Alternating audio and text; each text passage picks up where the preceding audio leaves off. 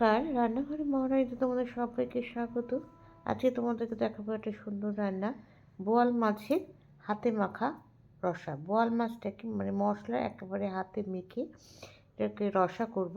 আচ্ছা দেখো, বোয়াল মাছ আমি কিন্তু খুব ভালো করে ধুয়ে নুন হলুদ দিয়ে মাখিয়ে রেখেছি।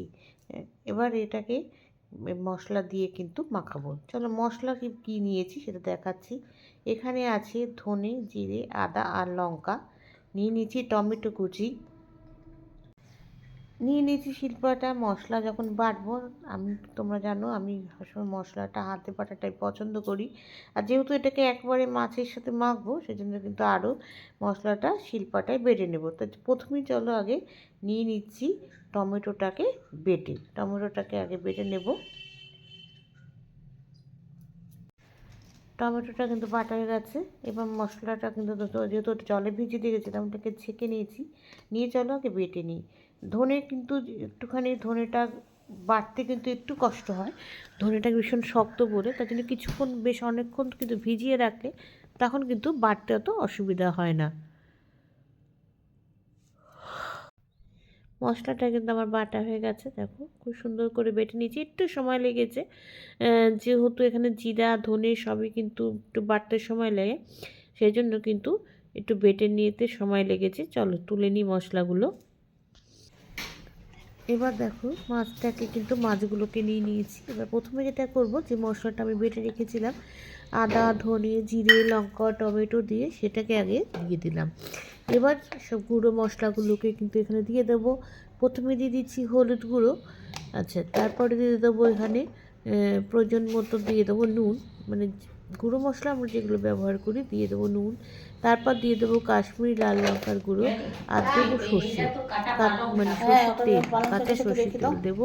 এইসব রান্নাতে কিন্তু, এই রান্না বলো বা ভাপে রান্না বলো, কাঁচা সর্ষের তেল উপর থেকে দিয়ে দিলে কিন্তু খেতে ভীষণ ভালো লাগে। এবার এগুলো এবার দিয়ে দিয়েছি, দিয়ে এবার এগুলোকে কিন্তু সব মিশিয়ে নেব।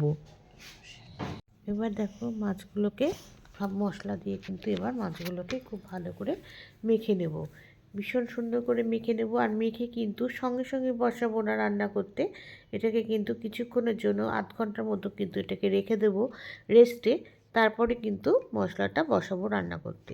বোয়াল মাছ কিন্তু খেতে ভীষণ সুন্দর, খুব টেস্টি মাছ। অনেকে খাও অনেকে খায় না, কিন্তু খুব টেস্টি মাছ। এই মাছটা খেতেও কিন্তু ভীষণ সুন্দর, শুধু একটা মারাত্মক ভীষণ গায়ে ছেটে। তাই জন্য যখন বোয়াল মাছ মাখতে হয় না, তখন বোয়াল মাছের গায়ে ভালো করে বোয়াল মাছটাকে সর্ষের তেল দিয়ে মাখতে হয়, তাহলে কি ছেটে, তবে একটু কম ছেটে।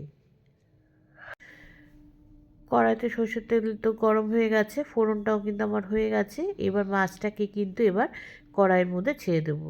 আমি যখন কড়াইয়ের মধ্যে বোয়াল মাছ ছাড়ি না, তখন কিন্তু এখন কিন্তু গ্যাস পুরো বন্ধ। তেলটা আমার গরম হয়ে গেছে, তারপরে কিন্তু আমি গ্যাসটা বন্ধ করে দিয়েছি। দিয়ে এবার বোয়াল মাছটা ছেড়ে দেবো। যেহেতু মশলাদার বোয়াল মাছ, আগে কোনো ভাজবো না, একবারেই কিন্তু রান্নাটা করব। বোয়াল মাছটা কিন্তু ছেড়ে দিয়েছি।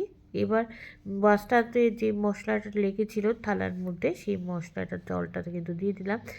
আমি কিন্তু আর জল দেব না, একেবারে জল দিয়ে দিচ্ছি। দিয়ে এবার এটাকে কিন্তু ভাপে রান্নাটা হবে, ঢেকে দেবো একেবারে। কিছুক্ষণ পরে কিন্তু তারপরে উল্টে দেবো। এবার দেখো এর মধ্যে আরেকটু জল দিয়ে দিচ্ছি, যেহেতু মাছটা কিন্তু একটু বেশি পরিমাণে আছে, সেই জন্য কিন্তু ওখানে জল দিয়ে দিলাম। দিয়ে এবার এটাকে ঢেকে দেবো। এখানে আবার দুটো কাঁচা লঙ্কাও দিয়ে দিলাম স্বাদের জন্য। আচ্ছা, এবার যত কড়াইটা থেকে ঢাকনাটা তুলে দেখি, অনেকটাই কিন্তু এখন ঝোলটা টেনে গেছে। মাছটাও কিন্তু আমার একদম রান্না হয়ে গেছে, সেদ্ধ হয়ে গেছে মাছটা। এবার থেকে একটুখানি নাড়িয়ে নিই, তলাটা নইলে মশলাটা তলায় একদম আটকে গেছে। এবার একটু নামিয়ে নিচ্ছি, নাড়িয়ে নিচ্ছি। নিয়ে এবার দেখো মাছটাকে আগেই উল্টে দিয়েছিলাম। এবার এটাকে কিন্তু আমার রান্নাটা হয়ে এসেছে। এবার ওপর থেকে কিন্তু ধনেপাতা, এখন তো ধনেপাতার সিজন, ধনেপাতা যে কত দিচ্ছে তার কোনো ঠিক নেই। চলো একটু বেশি পরিমাণে ধনেপাতাই আমি মাছের ঝোল দিয়ে দিচ্ছি। আমার কিন্তু রান্নাটা হয়ে গেছে, অপূর্ব সুন্দর হয় খেতে। আর কোনো ঝামেলা থাকে না যে এটা ছেটার থেকে বাঁচার জন্য এইভাবে রান্নাই করতে পারো, কেননা তাহলে কিন্তু বোয়াল মাছ ছেটে না, আর ভীষণ ছেটে আর ফোসকা পড়ে যায়। চলো, হয়ে গেছে আমার একদম হাতে মাখা মশলাদার বোয়াল মাছ। অপূর্ব সুন্দর হয় খেতে, চটপট হয়ে যায়, আর সবচেয়ে বড় কথা মাছ ভাজতে গেলে যে গায়ে ছেটা সেটা চেটে না। তোমরাও কিন্তু এভাবে বাড়িতে বানিয়ে করে খেয়ে দেখতে পারো। আমাকে জানিও লাইক কমেন্টস আর শেয়ারের মাধ্যমে। তোমরা যারা আমার চ্যানেলটিকে সাবস্ক্রাইব করে আমার সঙ্গে রয়েছো তাদের জন্য রয়েছে অসংখ্য অসংখ্য ধন্যবাদ। আর যারা করোনি তারা প্লিজ চ্যানেলটিকে সাবস্ক্রাইব করে আমার সঙ্গে থেকো। তোমরা সবাই সুস্থ থেকো, সাবধানে থেকো, ভালো থেকো। চলি, টাটা। দেখা হচ্ছে পরবর্তী নতুন কোনো রেসিপিতে তোমাদের সঙ্গে।